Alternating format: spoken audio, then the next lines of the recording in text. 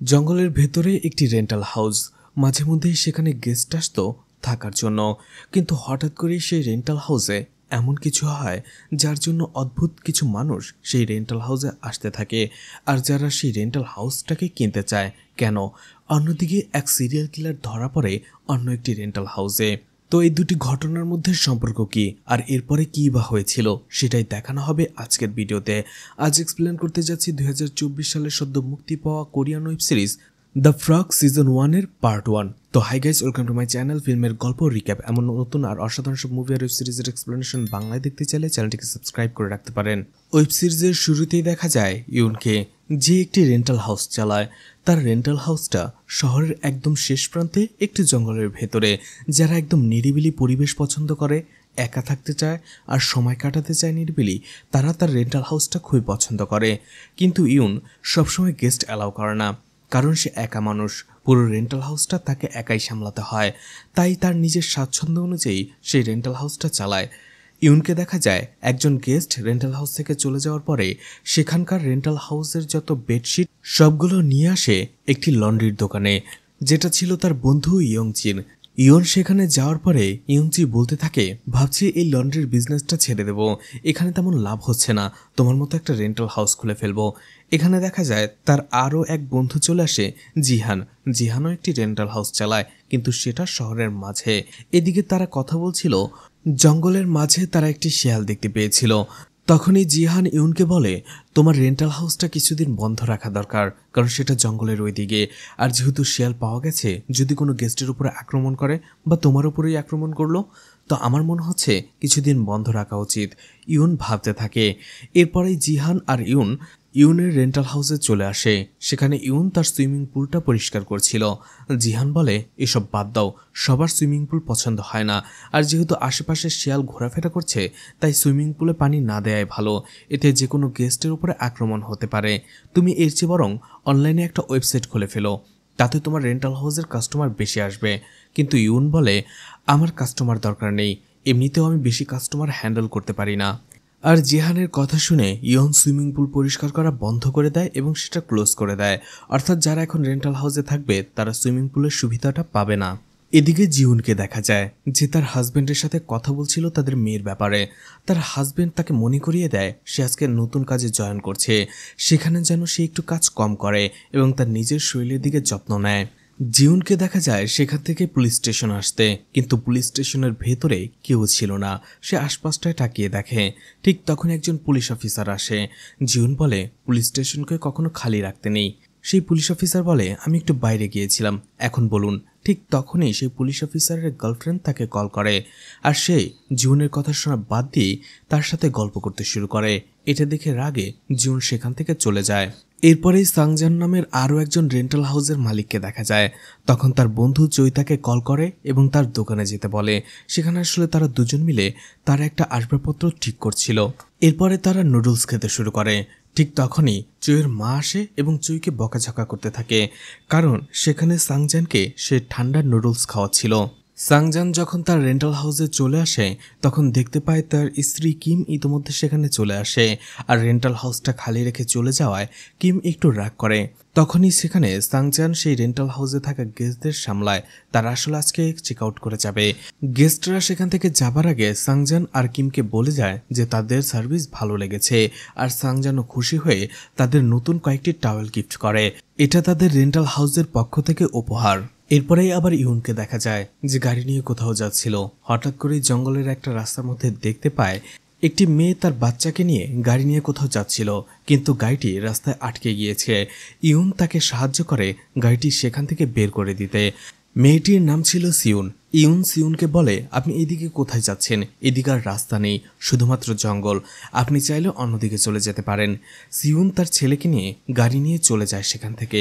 এদিকে জিহানকে দেখা যায় একজন মেকানিককে কল করতে, কারণ তার রেন্টাল হাউসের এসি নষ্ট হয়ে গেছে, আর তার রেন্টাল হাউসে আজকেই একজন গেস্ট আসার কথা। কিন্তু এখন এসি ছাড়া তার গেস্ট থাকবে কি করে? কিন্তু সেই মেকানিক বলে আজকে সে ঠিক করে দিতে পারবে না, ঠিক করতে করতে কালকে। তখনই তার গেস্ট রেন্টাল হাউসে চলে আসে। অন্যদিকে ইউনকে দেখা যায় লন্ড্রির দোকান থেকে ফিরতেই সে তার বন্ধু জিহানকে দেখতে পায়, যার সাথে সিউন নামের সেই মেয়েটিও ছিল যে তার বাচ্চাকে নিয়ে সেখানে গাড়িতে আটকে ছিল। আসলে জিহানের যে গেস্ট আসার কথা ছিল তারা ছিল সিউন এবং তার ছেলে, কিন্তু তার রেন্টাল হাউসে যেহেতু এসি নেই তাই সিউনকে সে ইউনের রেন্টাল হাউসে রেফার করে এবং তাকে সেখানে দিয়ে যায়। জিহান দেখা যায় সেই রেন্টাল হাউসের মধ্যেই সিউনের ছেলের সাথে খেলাধুলা করতে থাকে, দুষ্টুমি করতে থাকে। অন্যদিকে দেখা যায় ইউন সিউনকে পুরো রেন্টাল হাউসটা ঘুরে দেখাচ্ছিল এবং বিভিন্ন সার্ভিস তাতে দেখাচ্ছিল যে কি কি সার্ভিস এখানে সে পাবে। এরপরে সিউন সুপার শপে চলে আসে এবং সেখানে সে কিছু জিনিস কিনে নেয়। অন্যদিকে এই সময়টাতে ইউন সিউনের ছেলের সাথে বসে গল্প করছিল। এরপরেই দেখা যায় সেখানে বৃষ্টি শুরু হয়। সিউনের ছেলে ইউন এবং জিহান তারা একসাথে বৃষ্টিতে সবাই মজা করে। অন্যদিকে বৃষ্টির মধ্যে আরও একটি গাড়িকে একটি জায়গায় এসে থেমে থাকতে দেখা যায়। এই লোকটার নাম ছিল সং জিসু। আসলে তার গাড়ির তেল শেষ হয়ে গিয়েছিল আর গাড়িটা যে জায়গায় থেমেছিল সেটা ছিল সাংজুনের রেন্টাল হাউসের একটু সামনে। বৃষ্টির মধ্যে সাংজুন বাইরে এসে সিগারেট খাচ্ছিল, তখনই সে থেমে থাকা গাড়িটা দেখে আর ছাতা নিয়ে সেখানে চলে যায় আর বলে, বৃষ্টির মধ্যে এখানে বসে কি করছেন? সামনে আমার রেন্টাল হাউস, এখানে চলে আসুন। লোকটাও সাংজুনের সাথে চলে আসে এবং সংজি সু সেখানে একটি রুম ভাড়া করে নেয় দোতলায়। আর সাংজুনকে জিজ্ঞেস করে আশেপাশে পেট্রোল পাম্প আছে কিনা, কিন্তু সাংজুন বলে আশেপাশে নেই, কিন্তু আপনাকে আনিয়ে দেওয়া যাবে। সং জিসু বলে তার আর দরকার হবে না। রাতের বেলা ইউন আর জিহান একসাথে বসে খাবার খাচ্ছিল আর গল্প করছিল। তারা সিউনের ব্যাপারে কথা বলছিল। সিউনের হাজবেন্ড বিজনেস ট্রিপে গেছে, এটা সিউনের ছেলেই জিহানকে বলেছে। ইউন বলে তাতে আমাদের কি, সে গেস্ট এসেছে, থাকবে, চলে যাবে, আর কিছু নয়। পরদিন সকালেই ইউন সুপারমার্কেটে চলে আসে কিছু কেনাকাটা করার জন্য। তখনই তার মেয়ে কল করে আর বলে তার সাথে তার কিছু বন্ধু আসবে। ইউন জিজ্ঞেস করে ছেলে কিনা, তার মেয়ে বলে হ্যাঁ। ইউন বলে ঠিক আছে, তাদের তুমি নিয়ে এসো। এদিকে সাংজানের স্ত্রী কিম ভয়ে ভয়ে পুলিশকে কল করে আর তার ফোনটা ধরে পুলিশ অফিসার লি। অন্যদিকে সানজুনকে দেখা যায় তার বন্ধু চোয়ের সাথে বসে নাস্তা খাচ্ছিল। ঠিক তখনই দেখে সে পুলিশের গাড়ি একের পর এক যাচ্ছে, তারা কিছুই বুঝতে পারে না। একটা সময় সে দেখে সেখানে মিডিয়ার লোকেরা চলে এসেছে। একটা সময় সাংজুন বুঝতে পারে যে এসব পুলিশ আর মিডিয়ার লোকেরা তার রেন্টাল হাউসে এসেছে। সে দৌড়ে সেখানে আসতে থাকে, কিন্তু পুলিশ কোনো লোককে ভেতর ঢুকতে দিচ্ছিল না। এই জন্য সাংজুন বাইরে দিয়ে দৌড়ে যেতে থাকে। অন্যদিকে সুপার মার্কেট থেকে ইউন তার রেন্টাল হাউসে চলে আসে, কিন্তু দেখতে পায় সিউন তার ছেলেকে নিয়ে ইতোমধ্যে সেখান থেকে চেক আউট করে চলে গেছে আর পেমেন্ট করে রেখে গেছে। এদিকে সাংজুন সেখানে দৌড়ে ভেতরে চলে আসে আর পুলিশকে বলে এটা আমার রেন্টাল হাউস। পুলিশ তাকে ভেতরে ঢুকতে দেয়। সে পুলিশদের জিজ্ঞেস করে কি হয়েছে। তখন তারা সং জিসু এর ছবি দেখায় আর বলে এই লোকটা কি এখানে এসেছিল, সেখান থেকে কখন বের হয়ে গেছে। তখনই সাংজান বলে কেন, কি হয়েছে? পুলিশ বলে এই লোকটা একটা সিরিয়াল কিলার, গতকাল রাতেও একটি মেয়েকে খুন করেছে তোমারই রেন্টাল হাউসে। কথাটা শুনে অবাক হয়ে যায় সাংজুন। সাংজুন তখন কল্পনা করতে থাকে যখন সংজি সুকে সে রেন্টাল হাউসে নিয়ে এসেছিল তখন সে একাই ছিল, তাহলে মেয়েটিকে সে কখন নিয়ে আসলো? সে তো সবসময় এই রিসিপশনেই বসেছিল। তখনই সাংজুনের মনে পড়ে গতকাল রাতে সে একটু ড্রিঙ্কস করে রিসিপশনেই ঘুমিয়ে পড়েছিল, আর এই সময়টাতেই খুনি রেন্টাল হাউসে সেই মেয়েটিকে নিয়ে আসে এবং খুন করে। সাংজুন যখন উপরতলায় যায় রুমটা দেখেই সে আটকে ওঠে, কারণ সেই মেয়েটিকে সে জঘন্যভাবে খুন করেছিল। মেয়েটির রক্তে সাদা বেড পুরোটাই লাল হয়ে গেছে। এছাড়া মেয়েটির হাত পা মাথা কেটে একেবারে টুকরো টুকরো করে ফেলেছে লোকটা। এটা দেখে হতবাক হয়ে যায় সাংজুন। পুলিশ তাকে সেখান থেকে নিয়ে আসে আর বলে এটা ক্রাইম সিন, এখানে আপনি আসতে পারবেন না। এদিকে ইউনকে দেখা যায়, যে দেখতে পায় তার হাতে কিছুটা রক্ত লেগে রয়েছে। সে বুঝতে পারে না রক্তটা কোথা থেকে আসলো। ঠিক তখনই তার চোখ পড়ে পাশের সিডি প্লেয়ারের ওপরে। এটা গতকালকেও সিউন বাজিয়েছিল, তার এটা শুনতে ভাল লাগছিল। সেটা সে ঠিক করে রাখতে যাবে, তখনই সিউন দেখতে পায় সেটার পেছন সাইডে পুরোটাই রক্তে ভরে আছে। এটা দেখে ইউন প্রচন্ড ভয় পেয়ে যায় আর দৌড়ে কোথাও যেতে থাকে। আর এখানেই এপিসোড 1 শেষ হয়ে যায়। এপিসোড 2 এর শুরুতে সিউনকে দেখা যায় তার ছেলে হায়ুনের সাথে খেতে। সেখানে বাচ্চা ছেলেটি খাচ্ছিল এবং তার মাকে জিজ্ঞেস করে মা, বাবা আমাকে কখন নিতে আসবে। তখন সিউন বলে তুমি খাবার শেষ করলেই তোমাকে নিতে চলে আসবে। কিন্তু সিউনকে কিছুক্ষণ পরেই দেখা যায় রক্তমাখা অবস্থায় সিউন গানের সেই রেকর্ডটি চালায় আর তাতেই সেখানে রক্ত লেগে গিয়েছিল। সিউনের পুরো শরীর জুড়ে রক্ত লেগেছিল। তাহলে কি সিউন তার ছেলে হায়ুনকে খুন করেছে? কিন্তু কেন? এর পরের দিনই দেখা যায় সিউন সেখান থেকে চলে যায়। অন্যদিকে জিউনকে দেখা যায় তার মেয়েকে স্কুলে ড্রপ করে দিয়ে সে কোথাও যাচ্ছিল। তার হাতে কয়েকটি ম্যাপ ছিল। গাড়িতে যাওয়ার সময় সে ম্যাপগুলো বারবার দেখছিল আর তাতেই তার সাথে ইউনের একটা অ্যাক্সিডেন্ট হয়ে যাচ্ছিল। কিন্তু একটুর জন্য দুজনেই বেঁচে যায়। কিন্তু ইউন গাড়ি থেকে নামার পরে সেই দিকে কোনো খেয়াল না করে উল্টো পথের দিকে তাকিয়ে থাকে। আর এটা জিউন খেয়াল করে। সে বলে, আপনার হাতে কি হয়েছে? আপনি ঠিক আছেন তো? ইউন বলে, না তেমন কিছু নয়, আমি ঠিক আছি। তখনই জিউন বলে, ঠিক আছে আমি যাই। এই সময়টাতে ইউন দেখতে পায় জিউনের গাড়ির ভেতরে পুলিশের সাইরেন। বুঝতে পারে জিউন একজন পুলিশ অফিসার। সে তাকে ডাকে, কিন্তু কিছুক্ষণ ভাবার পরে ইউন বলে, না কিছু না। কিন্তু ইউনের এই অস্বাভাবিক আচরণে জিউনের কিছুটা সন্দেহ হয়। সে সেখানে তাকিয়ে তাকিয়েই ইউনের গাড়িটা যেতে দেখে। ইউন আসলে সেখান থেকে জিহানের বাসায় এসেছিল, কিন্তু তাকেও কিছু সে বলতে পারে না। সে আবারও তার রেন্টাল হাউসে চলে আসে এবং ভাবতে থাকে এখানে আসলে সেই মেয়েটা কি করেছে, রক্ত আসলো কোথা থেকে। সে তার পুরো বাড়িটা ঘুরে দেখে। এদিকে জিউন আজকে নতুন তার থানায় এসে জয়েন হয়। তখনই সেই দিনকার সেই পুলিশ অফিসার বুঝতে পেরে যায় সে আসলে ভুল করে ফেলেছে। অন্য একজন পুলিশ অফিসার সিজন তাকে বলে উনি খুব ভয়ানক একজন পুলিশ অফিসার। পুলিশ ডিপার্টমেন্টের সবাই তাকে শিকারী বলে। তাকে এই শিকারী নামটা দেওয়ার পেছনে অনেক কারণ রয়েছে। সে এই পর্যন্ত অনেক বড় বড় এবং জটিল কেসগুলোর সমাধান করেছে। প্রথমে মেয়ে দেখে তাকে তেমন কেউ পাত্তা দিত না, তার কাছ থেকে তেমন কোনো সাহায্য পাওয়ার আশাও করতো না। কিন্তু ধীরে ধীরে বোঝা যায় যে জিউন একজন পাক্কা শিকারী এবং সে অপরাধীর মুখ দেখে বলে দিতে পারত সে কতটা জঘন্য অপরাধ করেছে। তখন পুলিশ অফিসার চেন সার্জেনকে বলে, এত কাবিল একজন পুলিশ অফিসারকে ডিপার্টমেন্ট এখানে ট্রান্সফার কেন করলো? সার্জেন বলে, আমি শুনেছি ডিপার্টমেন্ট করেনি, উনি নিজের ইচ্ছায় এখানে নিজের ট্রান্সফার করিয়েছে। এদিকে জিউনের টেবিলে দেখা যায় একটি হোটেলের ছবি, আর সেটা অনেক পুরনো। এদিকে সাংজান এবং তার ওয়াইফ কিমকে বলা হয়, তোমরা দুজনেই থানায় আসো, তোমাদের দুজনেরই বয়ান রেকর্ড করা হবে। সেখান থেকে মেয়ের টুকরো টুকরো করা লাশটা পুলিশ নিয়ে যায়। আর এটা দেখে কিম সেখানেই কিছুটা অসুস্থ হয়ে পড়ে। তখন পুলিশ অফিসার বলে, ঠিক আছে, কিমকে থানায় আসতে হবে না, তাকে বাড়ি যেয়ে রেস্ট নিতে দাও। এদিকে ইউন এবং তার বন্ধু জিহান একসাথে বসে নাস্তা করছিল। ইউন তার বন্ধুকে বলে, তোমার রেন্টাল হাউসে কি কখনো এমন কোনো গেস্ট এসেছে যে যাবার আগে ওয়াশরুম পরিষ্কার করে রেখে যায়? তখন জিহান বলে, মাঝে মধ্যে অনেকে দেখেছি নিজের বেড পরিষ্কার করে রেখে যেতে, কিন্তু ওয়াশরুমকে পরিষ্কার করে। কিছুক্ষণ পরে ইউন এবং তার বন্ধু কোথাও যাচ্ছিল, কিন্তু যাবার আগে জিহান একটু ওয়াশরুমে যায়। তখনই ইউন দেখতে পায় জিহানের যে গাড়িটা কাল সারা রাত এখানে ছিল তার সামনে একটা সিসিটিভি ক্যামেরা লাগানো ছিল। সে সেটা খুলে নেয় এবং বাসায় বসে বসে সেটার ফুটেজ দেখতে থাকে। কিন্তু ফুটেজে গতকাল রাতের যে ঘটনাটা ইউন দেখে, সেটা দেখার পরে সে হতবাক হয়ে যায়। চোখে মুখে বিস্ময় নিয়ে সে শুধু কম্পিউটার স্ক্রিনের দিকে তাকিয়ে থাকে। এদিকে সাংজান এবং তার ওয়াইফ কিমের চোখের মধ্যে ঘুম ছিল না। কিম সারা রাত জেগেছিল। এদিকে সাংজানও বুঝতে পারছিল না তাদের জীবনে হঠাৎ করে এমনটা কেন হলো। এরপরে সে তার বন্ধু চোয়ের কাছে চলে আসে। সাংজান চোইকে বলতে থাকে, দোষটা আমারই, আমি ওকে জোর করে ডেকেছিলাম। বাইরে প্রচণ্ড বৃষ্টি হচ্ছিল, ও আসতে চাইছিল না, আমি ওকে জোর করে আমার রেন্টাল হাউসে নিয়ে আসি। সানজান আফসোস করে বলতে থাকে, এখন আমাদের মোটেল বা রেন্টাল হাউসের কি হবে? সেটা তো একেবারে অচল হয়ে যাবে, কারণ সবাই সেখানে আসতে ভয় পাবে। চুই বলে, টেনশন করো না, কিছুদিনের মধ্যেই কেসটাও ডাউন হয়ে যাবে আর সবাই এসব কথা ভুলে যাবে। আর তুমি যেহেতু সার্ভিস ভালো দাও, মানুষ তোমার প্রতি বিশ্বাস রয়েছে, তারা আবার আসবে। এদিকে ইউন ক্যামেরার সেই ফুটেজ দেখার পরে সে যেন পাগল হয়ে যাচ্ছে। সে কি করবে বুঝতে পারছে না।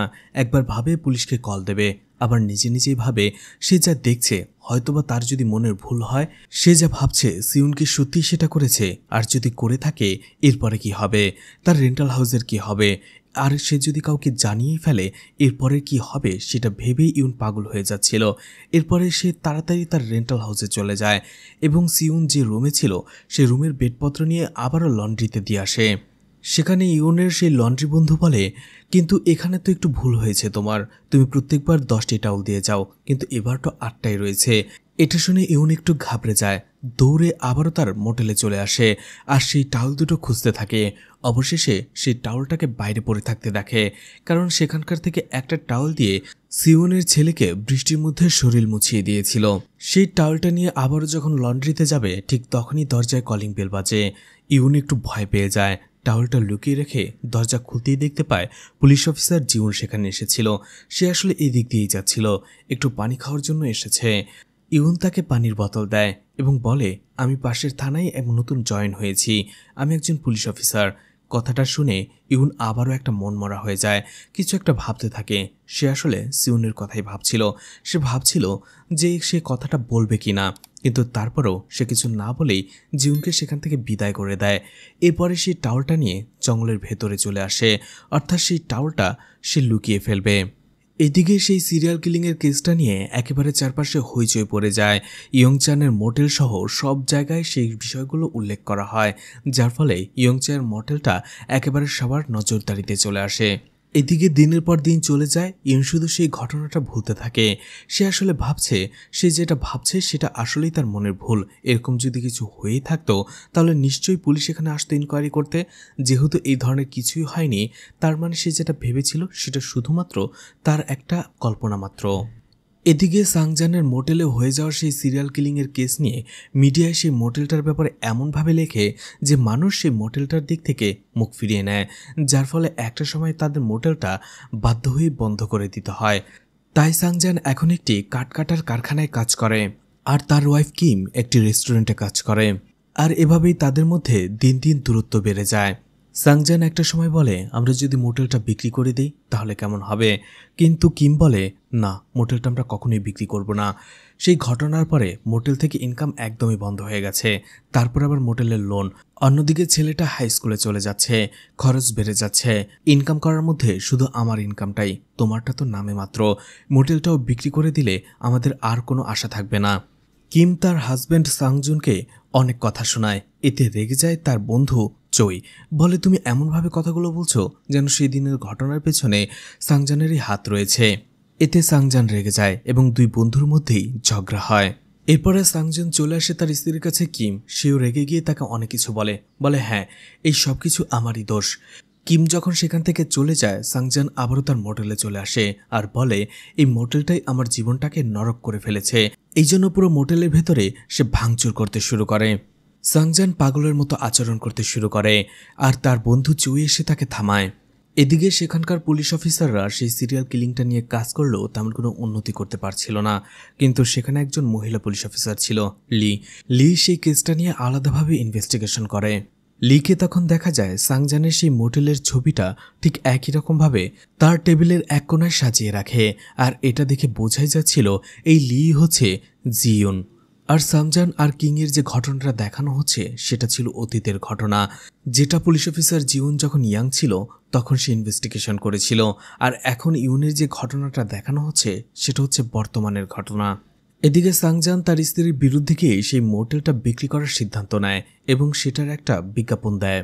এদিকে সাংজান আর কিমের ছেলেকে দেখা যায় স্কুলে ক্লাস না করে সে দৌড়ে বাসায় চলে আসে এবং ফ্রিজ থেকে কিছু বিয়ারের বোতল নিয়ে কোথাও যেতে শুরু করে আর ভয়ে ভয়ে ঘড়ির দিকে তাকায়।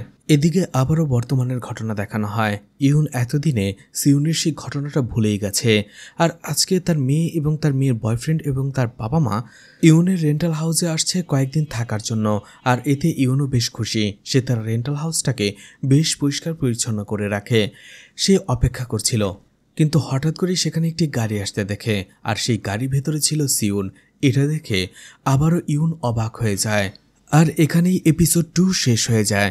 এপিসোড 3 শুরুতে অতীতের ছোট্ট একটা ঘটনা দেখানো হয়, যেখানে ইউন এবং তার স্ত্রী প্রথমবারের মতো এই রেন্টাল হাউসটি চালু করেছিল। তার স্ত্রীর আইডিয়া ছিল এটা। সে বলেছিল নেচারের কাছে থেকে পরিশ্রম করতে তার অনেক ভালো লাগে। তার স্ত্রী এরপরে হঠাৎ করেই মারা যায়। তার স্ত্রীর স্মৃতি হিসেবে এই রেন্টাল হাউসটা তার কাছে এখনও আছে। ঘটনা বর্তমানে চলে আসে। ইউন সিউনকে দেখার পরে হতবাক হয়ে শুধু তার দিকে তাকিয়ে থাকে আর জিজ্ঞেস করে, তুমি এখানে কেন? সিউন বলে, আজকের রাতটা আমি এখানেই থাকতে চাই। কিন্তু ইউন বলে, মোটেল বুক হয়ে গেছে, নতুন গেস্ট আসবে। ঠিক তখনই তার মেয়ে চলে আসে। তার মেয়ে সিউনকে দেখার পরে বলে, উনি কি কোনো গেস্ট? ইউন বলে না। তখন সিউন নিজে নিজে বলতে থাকে, আসলে আমি এই দিক দিয়ে যাচ্ছিলাম, পাশের একটি রেন্টাল হাউস ভাড়া করেছিলাম, কিন্তু সেখানে একটা ছোট্ট একটা প্রবলেম হয়েছে, তাই ভেবেছিলাম এখানে থাকবো কয়েক সপ্তাহের জন্য, কিন্তু এখানে তো তোমরা চলে এসেছো। তখনই ইউনের মেয়ে সিউক বলে, তুমি দাঁড়াও, টেনশন করো না, আমরা শুধুমাত্র এখানে ডিনার পর্যন্ত থাকবো, তারপরে চলে যাব। যদিও তাদের কয়েকদিন এখানে থাকার কথা ছিল, কিন্তু তার বয়ফ্রেন্ডের বাড়িতে একটু প্রবলেম হয়েছে, তাই তারা ডিনার করেই চলে যাবে। সেখানে সিউন থাকতে পারে। সিউন তো এক পায়ে রাজি হয়ে যায়, কিন্তু ইউন কিছুই বলতে পারছিল না। ইউনের ভেতরে আবারও সেই ভয়টা ফিরে এসেছে। সে সারাক্ষণ শুধু সেই কথাই ভাবতে থাকে আর সিউনকে নজরে রাখে। রাতের বেলা তারা যখন বাইরে একসাথে ডিনার করছিল, সেখানে সিউনও চলে আসে। আর বিষয়টা ইউন একেবারেই ভালোভাবে নেয় না, কিন্তু তার মেয়ে সিউক তো কিছুই জানতো না। সে সিউনকে বলে, তুমিও আমাদের সাথে এসে ডিনার করো।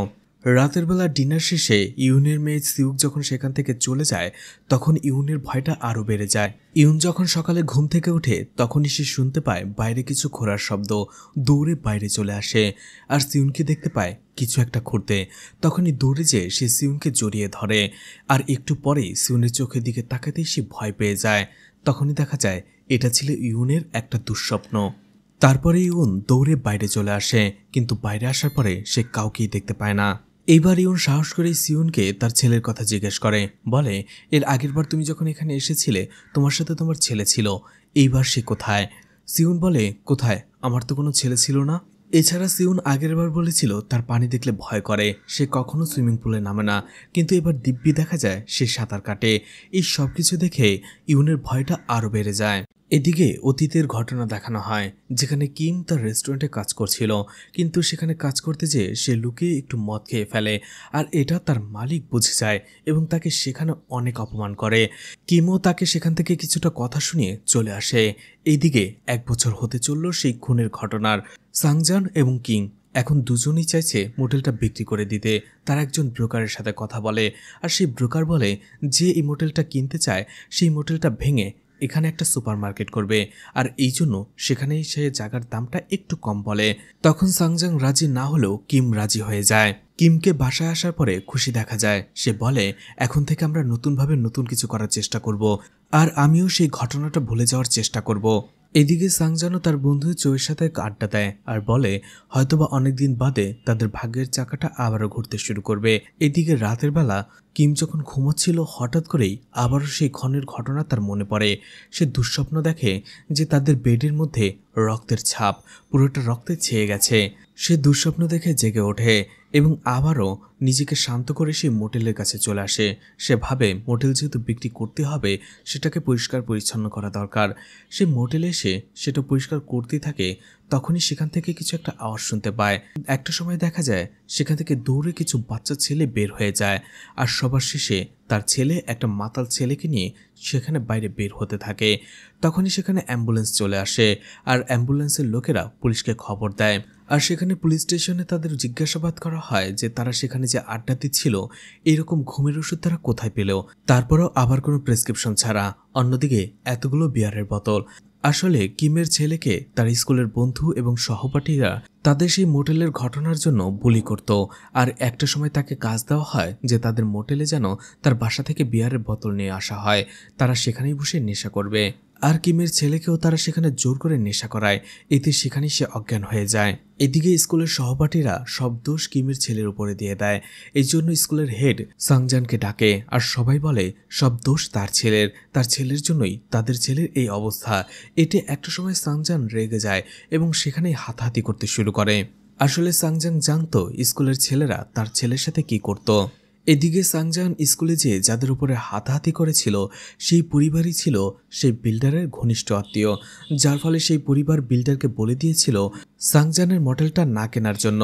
এতে তারা আবারও হতাশায় ডুবে যায়। তারা দুজনেই ভেবেছিল মোটেলটা বিক্রি করে মোটেলের লোন পরিশোধ করে তারা নতুনভাবে কিছু করবে, কিন্তু সেটাও হলো না। এদিকে একদিন চইয়ের দোকানে একজন পুলিশ অফিসার আসে এবং সে উল্টাপাল্টা কথা বলতে থাকে। এতে চই এবং তার মধ্যে ঝগড়া লেগে যায়। সাংজান সেখানে এসে তাদের বাধা দেয়। ঠিক তখন সেখানে একজন ফটোগ্রাফার চলে আসে আর সেই মোটেলের কথা জিজ্ঞেস করে, বলে সেই মোটেলের উপরে আমি একটা নিউজ লিখতে চাই। কিন্তু সেখানে চই রেগে যায়, কারণ এই ধরনের সাংবাদিকরা এসে এই মডেলটাকে নিয়ে নিউজ করেছে এবং তার ফলশ্রুতিতেই এই মডেলটার আজকে এই অবস্থা। কিন্তু সেই ফটোগ্রাফার পুলিশ অফিসার লিয়ের সাথে কথা বলে আর বলে, আমি আসলে এই মডেলটাকে নিয়ে সেভাবে লিখতে চাইনি, আমি এই মডেলটাকে ফোকাস করে লিখতে চেয়েছিলাম যে সেই ঘটনার পরে এই মডেলের কী অবস্থা, আর এই মডেলের সাথে যারা জড়িত ছিল অর্থাৎ যাদের পরিবার চলছিল তাদেরই বা কী অবস্থা। লিও ব্যাপারটা বুঝতে পারে। লি চইকে বোঝায় আর চই চলে আসে সেই ফটোগ্রাফারকে নিয়ে সাংজানের কাছে এবং পুরো বিষয়টা খুলে বলে। সাংজান তার কার্ড রেখে দেয়। রাতের বেলা চই সাংজানকে বোঝায় যে এটা করলে হয়তোবা তাদের মোটেলের ভাগ্যটা আবারও ফিরে যেতে পারে। এদিকে রাতের বেলা হঠাৎ করেই পুলিশ অফিসার লিয়ের কাছে একটি ফোন আসে আর ফোনটা পেয়ে সে দৌড়ে যেতে শুরু করে। ঘটনা বর্তমানে চলে আসে। সিউন ইউনকে বলে তার সাথে একসাথে বসে ডিনার করতে। ইউন তাকে জিজ্ঞেস করে, তুমি আবারও এখানে কেন ফিরে এসেছো? সিউন বলে, এখানে থাকতে আমার ভালো লাগে। ইউন বলে, তুমি এখান থেকে চলে যাও, আমি তোমার সব ঘটনা জানি। সিউন বলে, হ্যাঁ তুমি জানো, তাতে কি হয়েছে? ইউন বলে, আমি পুলিশকে বলে দেব। সিউন বলে, পুলিশকে বলে দিলে আমিও বলে দেব যে তুমিও এর সাথে জড়িত, তুমিও এই ঘটনাটা 1 বছর জন্য চেপে গেছো, তুমি পুলিশের কাছে কেন চাওনি? ইউন ভাবে, ঠিকই, পুলিশ তাকেও ধরবে। একটা সময় হঠাৎ করে ইউন নিজের হাতে রক্ত দেখতে পায় আর সে পানিতে বসে থাকে। ঠিক তখনই দেখতে পায় এটা তার দুঃস্বপ্ন ছিল আর সে সেখানেই খাবার টেবিলে পড়েছিল, অর্থাৎ সিউন তাকে ঘুমের ওষুধ জাতীয় কিছু খাইয়েছিল। সে উঠে পুরো রেন্টাল হাউসটা খুঁজে দেখে সিউন কোথাও নেই। সে দৌড়ে আশপাশটা খুঁজতে থাকে, কিন্তু তারপরেও সেখানে আশেপাশে সে কাউকেই দেখতে পাচ্ছিল না। এরপরে একটা সময় ইউন গাড়ি নিয়ে চলে আসে থানায়। থানায় কিছু বলতে যাবে, ঠিক তখনই সে দেখতে পায় তার নাক দিয়ে রক্ত বের হচ্ছে। সে আরো বেশি ভয় পেয়ে যায়। ইউন সেখান থেকে চলে আসে। এরপরে আবারও অতীতের ঘটনা দেখানো হয়, যেখানে লি দৌড়ে সাংজানের সেই মডেলে চলে আসে। লি সেখানে সে দেখতে পায় কিম সুইসাইড করেছে। সেই ঘটনার পর থেকে কিং ডিপ্রেশনে চলে গিয়েছিল, তার উপরে আবার অর্থনৈতিক অভাব। কিন্তু তারপরও মোটেলটা বিক্রি করার যখন কথা হয়েছিল তখন কিম কিছুটা সুস্থ হয়ে গিয়েছিল। যখন আবারও সেই ঘটনা ঘটল, এরপর থেকে কিং আবারও ডিপ্রেশনে চলে যায়। সেই মৃত মেয়েটার কথা সে একবারের জন্য ভুলতে পারেনি, তাই চিঠি লিখে সে সুইসাইড করে। ঘটনা প্রেজেন্টে চলে আসে। ইউনকে আবারও তার মোটেলে ফিরতে দেখা যায়। ইউন তখন তড়িঘড়ি করে থানায় গিয়েছিল। তার কারণটা হচ্ছে সে তার মোটেলে একটা ছবি দেখতে পেয়েছে, যেটা তার ফ্যামিলি ফটো। আর তার ফ্যামিলি ফটোর ভেতরেই তার মেয়ের মুখের ভেতরে একটা লাল মার্কার দিয়ে চিহ্ন করে গেছে সিউন। আর এটা দেখে সে ভয় পেয়ে গিয়েছিল যে হয়তোবা সিউন তার মেয়েকে কিছু করবে, এই জন্য সে থানায় গিয়েছিল। কিন্তু তারপরেও আবার কোনো কিছু না বলে সে সেখান থেকে ফিরে আসে। আর এখানেই এপিসোড 3 শেষ হয়ে যায়। এপিসোড 4-এর শুরুতেই দেখা যায় সাংজান এবং কিম প্রথমবারের মতো সেই মোটেলটি দেখতে আসে তাদের ছেলে কিওকে নিয়ে। যখন তারা এটা প্রথমবার কিনেছিল, যদিও প্রথমে কিম এতে রাজি ছিল না, কিন্তু মোটেলটা দেখার পরে তার পছন্দ হয় এবং এতে সে রাজি হয়। আর এতে সাংজান অনেক খুশি হয়ে যায়। এরপরেই কিমের সুইসাইড করার ঠিক আগের ঘটনা দেখানো হয়, যেখানে সে সুইসাইড নোট লিখছিল। বলছিল, সেই মেয়েটার মুখ আমি কখনোই ভুলতে পারছি না, আমি এখন একটু শান্তি চাই। আমি অনেক চেষ্টা করেছি মেয়েটিকে ভোলার জন্য, কিন্তু কোনোভাবেই কাজ হচ্ছে না। আমি নিজেকে সেই মেয়েটার থেকে দূরেই সরাতে পারছি না। অন্যদিকে আমার জন্য তোমরা বিপদে পড়ছো, আর আমি চাই না তোমাদের বিপদে ফেলতে, তাই আমি এই সিদ্ধান্ত নিলাম, আমাকে মাফ করে দিও। সাংজান তার স্ত্রীকে হারিয়ে একেবারে শোকাহত হয়ে পড়ে। এরপরে সে লিয়ের সাহায্যে সেই সিরিয়াল কিলারের সাথে একবার দেখা করে। সিরিয়াল কিলার সং জিসু প্রথমে সাংজানকে চিনতেই পারে না। সে যে তার মোটেলে উঠেছিল এবং তার মোটেলে একটি মেয়েকে নৃশংসভাবে খুন করেছে এটা তার মনেই নেই। আর বলে, তোমরা কে, এখানে কেন দেখা করতে এসেছো? তোমরা কি সেই মেয়েটির পরিবারের লোক? সাংজান বলে, তুমি আমার সাথে এমনটা কেন করলে? তুমি আমাদের জীবনে কেন এলে? তোমার জন্যই আমাদের জীবনটা শেষ হয়ে গেছে। তখন সং জিসু বলে, প্রশ্নটাই ভুল, আসলে আমি তো সেখানে রাস্তার মধ্যে দাঁড়িয়েছিলাম, তুমি এখানে এসে আমাকে জোর করে নিয়ে গিয়েছিলে। আমি তো তোমাকে বলিনি যে তোমার মোটেলে আমাকে নিয়ে যাও, বা আমি সেখানে ইচ্ছে করেও যাইনি। আমি তো শুধু আমার কাজটা করার জন্য রাস্তার মাঝে দাঁড়িয়েছিলাম। তুমি ইচ্ছে করে আমাকে নিয়ে গেছো। তোমার ভাগ্যের এই দশার জন্য তুমি নিজেই দায়ী। জেল থেকে বাইরে বের হওয়ার পরে লিয়ের সাথে সাংজান কথা বলতে থাকে আর তাকে কিছু টাকা দেয়, তাকে সেই সিরিয়াল কিলারের সাথে দেখা করিয়ে দেওয়ার জন্য। কিন্তু লি বলে, আমি এটা টাকার জন্য করিনি। সাংজান তাকে জোর করেই টাকা দেয়। এরপরে বলে, জীবনে যাই হোক না কেন কখনো ব্যাঙের মতো হবেন না। লি কথাটা বুঝতে পারে না। সাংজান বলে, যখন পুকুরে কেউ ঢিল মারে আর সেই ঢিলটা আমাদের মতো কোনো ব্যাঙের মাথায় পড়ে তখন হয়তো আমাদের মাথা ফেটে যায় আর আমরা ভাবি সারা পুকুরের কতগুলো ব্যাঙ রয়েছে, তার মধ্যে শুধু আমার মাথাটাই ফাটলো। আসলে এগুলো আমাদের ভাগ্যে থাকে আর সেই ভাগ্যটাকে আমরা কখনো বদলাতে পারি না। ঘটনা বর্তমানে চলে আসে। ইয়ং তার বাসায় ফিরে আবারও সেই ছবিটা দেখতে থাকে আর সেই রাতেই তার মেয়েকে দেখতে যাওয়ার উদ্দেশ্যে রওনা হয়। ইউনকে দেখা যায় তার মেয়ের হসপিটালের সামনে এসে দাঁড়িয়ে থাকে গাড়ি নিয়ে। ঠিক তখনই সেখানে সিউনকে দাঁড়িয়ে থাকতে দেখতে পায় আর এতে সে প্রচণ্ড ভয় পেয়ে যায়। তখনই তার মেয়ে সেখানে চলে আসে আর বলে, তুমি আমাকে কল কেন করনি? ইউন তার মেয়েকে বলে, আমার বন্ধু জিহান সিউলেরই একটি হসপিটালে অ্যাডমিট, তাই তাকে দেখতে এসেছিলাম, ভাবলাম তোমাকেও দেখে যাই। এরপরে যাওয়ার সময় ইহুনের মেয়ে সিউক ইহুন এবং জিহানের জন্য সাপ্লিমেন্ট দিয়ে দেয় যাতে তারা দ্রুত সুস্থ হয়ে উঠতে পারে। ঠিক তখনই ইউন সেখানে সিউনকে দাঁড়িয়ে থাকতে দেখতে পায় আর সিউনকে দেখার সাথে সাথেই সে দৌড়াতে শুরু করে, কিন্তু সিউন সেখান থেকে উধাও হয়ে যায়। ইউন হোঁচট খেয়ে পড়ে যায়। তার মেয়ে তাকে জিজ্ঞেস করে, তোমার কি হয়েছে? কিন্তু তারপরে ইউন কথা ঘুরিয়ে সেখান থেকে চলে আসে। এরপরে ঘটনা আবারও অতীতে চলে যায় আর লিকে দেখা যায় যে তার হায়ার অফিসারের সাথে কথা বলছিল। সে তার হায়ার অফিসারকে বলে, সাংজান আমাকে ইচ্ছে করেই টাকা দিয়েছে, আমি নিতে চাইনি। তার হায়ার অফিসার বলে, তুমি সং যিশুর সাথে দেখা করতে কেন গিয়েছিলে? লি বলে, শুধুমাত্র সাংজান আমাকে বলেছিল তাই, এছাড়া কিছু না।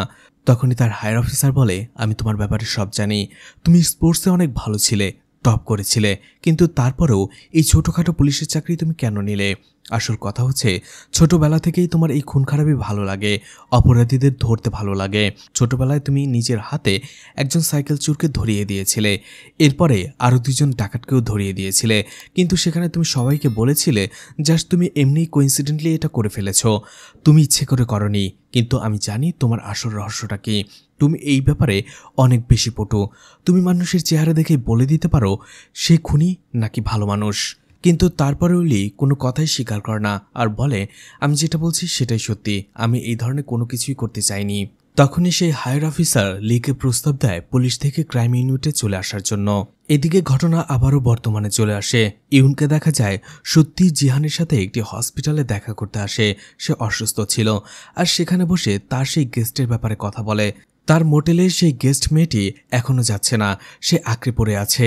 আমি চাইছি তাকে বের করে দেবার জন্য, কিন্তু কোনোভাবেই সেখান থেকে সে বের হচ্ছে না।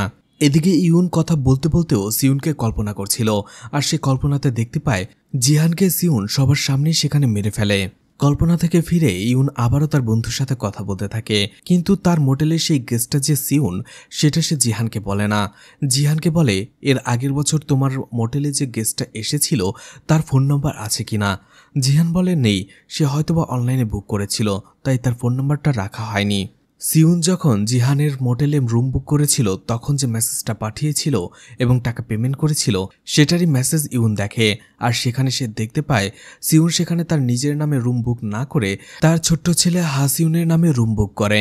ইউন সেখান থেকে আসার সময় ভাবতে থাকে, সিউনের কাছে আমার রেন্টাল হাউসের চাবিটা পর্যন্ত রয়েছে, সে আমার মেয়েকে চেনে, মেয়ের ঠিকানাও জানে, আর আমি তার নামটা ঠিকমতো জানি না, তার ফোন নাম্বারটাও বন্ধ। এরপরে সিউনকে দেখা যায় সেই রেন্টাল হাউসে আবারও কিছু গাছের চারা কিনে ফিরে আসে। এদিকে ইউন ভাবতে থাকে এই মেয়েটির ব্যাপারে তাকে আরও অনেক কিছু জানতে হবে। এই জন্য সিউন যখন সুইমিং পুলে সুইমিং করছিল ঠিক ওই সময়টাতে সিউনের রুমে ঢোকার পরে সবকিছু তল্লাশি করে, কিন্তু সেখানে তেমন কিছুই সে খুঁজে পায় না। এরপরে সিউনের ল্যাপটপটা সে খোলার চেষ্টা করে, কিন্তু সেটাও পাসওয়ার্ড প্রোটেক্টেড করা ছিল, এই জন্য সে আর খুলতে পারে না। কিন্তু তারপরও সেই ল্যাপটপটা নিয়ে সে কোথাও যেতে শুরু করে। অন্যদিকে এই জিনিসটা দেখে ফেলে সিউন। ইউন ল্যাপটপটা নিয়ে একজন কম্পিউটার মেকানিকের কাছে আসে এবং জিজ্ঞেস করে এটার পাসওয়ার্ড সে খুলতে পারবে কিনা, কিন্তু সেই লোকটা বলে ফরম্যাট করতে হবে আর এতে ভেতরের ডেটার সবকিছু চলে যাবে। তাই বাধ্য হয়ে ইউন সেখান থেকে ল্যাপটপটা নিয়ে চলে আসে। রাতের বেলা ইউন সিউনের গাড়িটাও চেক করে, কিন্তু সেখানেও তেমন সে কিছুই পায় না। পরের দিন সকালেই দেখা যায় সে তার রেন্টাল হাউসের কিছু জিনিসপত্র বিক্রি করে দিচ্ছে। এটা দেখে ইউন প্রচণ্ড রেগে যায় আর সেই লোকগুলোকে বলে এই রেন্টাল হাউসটা আমার, জিনিসপত্রগুলো এখানেই রাখো। আর এটা বলে সে সুইমিং পুলে চলে যায় সিউনের কাছে আর তাকে পানিতে চুবিয়ে মারতে শুরু করে। একটা সময় সিউন আর নড়াচড়া করে না, এটা দেখে ইউন ভয় পেয়ে যায়। একটু পরেই দেখা যায় সিউন আবার উঠে দাঁড়ায়, সে তার সাথে মজা নিচ্ছিল। পরদিনই সিউন ইউনের কাছে চলে আসে আর বলে আমার ল্যাপটপ দেখা কি শেষ হয়েছে? যদি শেষ হয়ে থাকে তাহলে দিয়ে দাও। ইউন তাকে ল্যাপটপটা দিয়ে দেয়। সিউন ইউনকে বলে, তুমি কি আমাকে কিছু জিজ্ঞেস করতে চাও? যদি করতে চাও তাহলে করতে পারো। এরপরেই তারা একসাথে খাবার খেতে থাকে। ইউন তাকে জিজ্ঞেস করে, তোমার পরবর্তী প্ল্যান কি? কারণ তুমি যখন এখানে এসেছিলে তোমার ছেলে হাসিউন ছিল, কিন্তু যখন তুমি গিয়েছো তখন তুমি একা গিয়েছিলে, তোমার ছেলেকে নিয়ে যাওনি। সে কোথায়? আর তুমি যে একা এখান থেকে গিয়েছিলে সেটার ফুটেজ আমার কাছে আছে। এছাড়া তোমার রুমে আমি রক্তের ছাপ পেয়েছি, আর সেটা পরিষ্কার করার তথ্যও পেয়েছি। অন্যদিকে আমার দুটো টাওয়েল মিসিং ছিল, আর ওয়াশরুমের ভেতরে ব্লিচিং পাউডারের গন্ধ পেয়েছি। তখন সিউন বলে, বুঝলাম। এই সব কিছু দেখার পরে আপনি কি করেছেন? ধরে নিলাম যে আমি 1 বছর আগে এই রেন্টাল হাউসে এসেছিলাম একটি বাচ্চাকে নিয়ে, আর পরদিনই সেই বাচ্চাটিকে রেখে এখান থেকে চলে গিয়েছি, আর সেই বাচ্চাটা গায়েব হয়ে গেছে। আর তুমিও জানো যে বাচ্চাটির লাশ এখনো পাওয়া যায়নি। এত সব কিছু জানার পরেও তুমি পুলিশকে কিছুই বলনি। এছাড়া তুমি আমাকে খোঁজার পরিবর্তে সেই রেন্টাল হাউসে যতগুলো খুনের প্রমাণ ছিল সেগুলো মিটিয়ে দিয়েছো, রক্তের ছাপ পরিষ্কার করেছো, নতুন টাওয়েল এনেছো। অন্যদিকে তুমি আমাকে চিনতে পর্যন্ত অস্বীকার করছো। আর এই সব কিছুতে কি প্রমাণ হয় জানো? যে তুমি আর আমি এক, আর তুমি আমাকে সাহায্য করেছো সেই খুনটা করতে। সিউন বলে, যাই হোক বাদ দাও, এখন তোমাকে একটা কথা বলি। আমি ভাবছিলাম তোমার কাছ থেকে এই রেন্টাল হাউসটা আমি কিনে নেব। এখানে আসার আগে আমি নিজেকে হারিয়ে ফেলেছিলাম। আমি ভুলেই গিয়েছিলাম আমার যোগ্যতা কতটুকু। এখানে আসার পরে আমি নিজেকে খুঁজে পেয়েছি। তাই আমি চাচ্ছি এই ঘরটাই, অর্থাৎ এই রেন্টাল হাউসটাই আমি কিনে নেব। এছাড়া সিউন বলে, যাই হোক, যদি বিক্রি করতে না চান তাতেও সমস্যা নেই। আমি এখানে প্রত্যেকবারই আসব এবং কয়েক মাস করে থেকে যাব, আপনি না চাইলেও। এদিকে ইউন বাসায় আসার পরে একটা ট্যাপ রেকর্ডার শুনতে থাকে, যেটা সে অডিও রেকর্ড করেছিল। যখন সে সিউনের সাথে ডিনার করছিল, সিউন যা যা বলেছে সে সবকিছুই রেকর্ড করে রেখেছিল। আর সেই অডিও রেকর্ডটা সে কিছু এডিট করে যাতে তার কথাগুলো শুনতে না পাওয়া যায়। ইউন যে এই খুনের কেসটা লুকিয়েছিল সেটা যেন পুলিশ জানতে না পারে। আর সেই ভিডিও ফুটেজটা নেওয়ার পরে সকালবেলায় সেগুলো নিয়ে সে পুলিশের কাছে যেতে শুরু করে।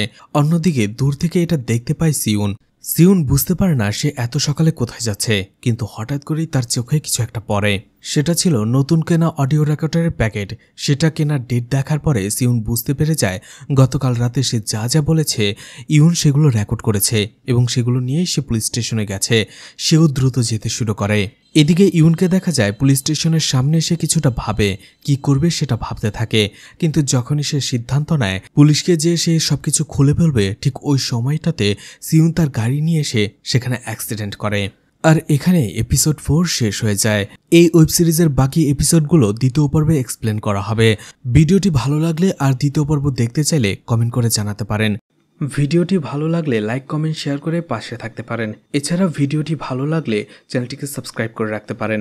আর নতুন ভিডিওর নোটিফিকেশন পেতে চাইলে বেল বাটনটি অন করে রাখতে পারেন। এছাড়া আমার ফেসবুক পেজ এবং ইনস্টাগ্রাম আইডিটি ফলো দিয়ে রাখতে পারেন। যে কোনো প্রয়োজনে সেখান থেকে আমার সাথে কন্ট্যাক্ট করতে পারেন। ভিডিওটি এতক্ষণ ধৈর্য ধরে দেখার জন্য ধন্যবাদ। পুরো ভিডিওতে কোথাও কোনো ভুল হলে ক্ষমাস্বরূপ দৃষ্টিতে দেখবেন আশা করি।